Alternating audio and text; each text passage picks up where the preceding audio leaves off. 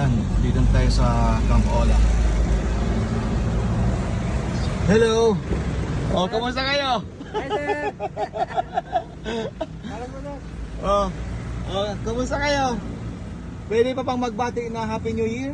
Pwede, sir. Ay, yun, snappy. Balita ko, tataasan na daw yung sahod niyo. Good news, di ba? Good news, sir. Good news. Oh, shout out. Oh, shout out sa mga magigiting na pulis ng Regional Police Office 5. Oh, okay. Okay. Ayan, oh, kumusta kayo? Hello, sir. Snappy. Ayan. Dito na tayo sa Dental ng Regional Police Office 5. Yung snappy kong classmate, yung chief ng dental ngayon, si Major Vinir Quezon. Kumusta kayo?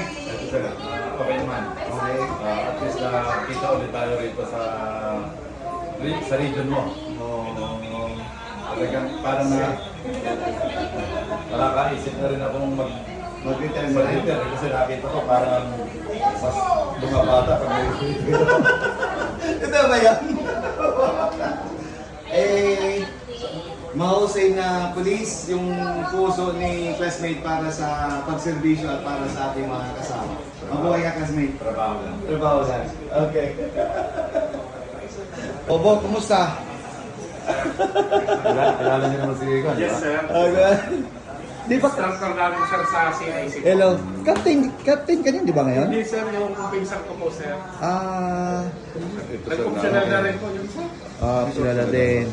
So, eto yung facilities ng Region 5. Ang ganda, oh. Kumpleto sa gamit, malinis. O yan. Yung mga kasama nating retired. Pwede bang classmate, magpa-cleaning yung asawa ng retired? Halimbawa, hindi na, no? Kinukonsider na lang natin. Kino-consider nyo lang. But, legally speaking, Ang talaga paano? yung retired, sa active. Pag sa active, Yung dependent niya. yung dependent. Direct dependent.